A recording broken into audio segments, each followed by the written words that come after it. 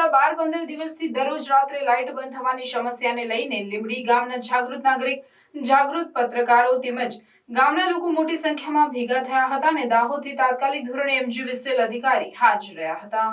લીંબડી નગરમાં ઉનાળાની 45 ડિગ્રીની ગરમીમાં નગરજનો શેકાઈ રહ્યા છે। લોકો ગરમીથી બચવા માટે બજારમાં જવાનું ટાળીને ઘરમાં રહેતા હોય છે, ત્યારે આકરી ગરમીમાં લો વોલ્ટેજની સમસ્યાના કારણે નગરજનોને ભારે હેરાનગતિ વેઠવાનો વારો આવે છે।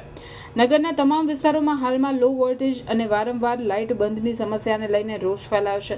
એમજીવીસીએલ વિભાગ દ્વારા એક જ ડીપી ઉપરથી કેપેસિટી કરતાં વધારે માત્રામાં વીજ કનેક્શન આપવામાં આવતા લો વોલ્ટેજની સમસ્યા સર્જાઈ હોવાનું જાણવા મળેલ છે। આ ગંભીર મુદ્દે જવાબદાર એમજીવીસીએલ વિભાગને અનેકવાર રજૂઆત કરવા છતાં પણ કોઈ જ કાર્યવાહી કરવામાં આવતી નથી। લીંબડી એમજીવીસીએલ ઓફિસ પર લોકોના ફોન ઉપાડતા નથી, ખોટી રીતે દાદાગીરી કરતા હોય તેવું જાણવા મળ્યું છે, જેના લીધે હાલમાં ઉનાળાના સમયમાં નગરજનોને 24 કલાક લો વોલ્ટેજની સમસ્યાનો અને વારંવાર લાઇટ બંધનો સામનો કરવો પડી રહ્યો છે।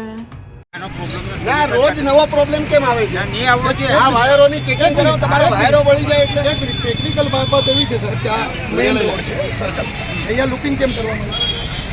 મેઇન વાયર નાખી દેવાનું હોય ને, બરાબર છે, તો લુકિંગ કેમ કર્યું સર? નાખી દો આને કેબલ આપો, લુકિંગ કેમ કર્યું?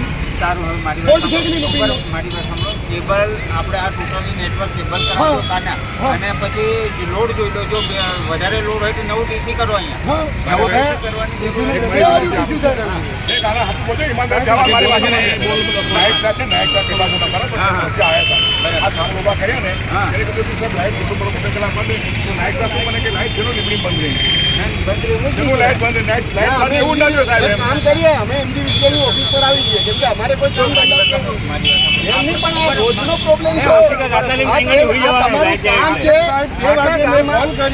તો લાઈટ નહીં થાય એમ કે અહીં બોર્ડ પડી ગયું તમારો મહિનો છે તમારો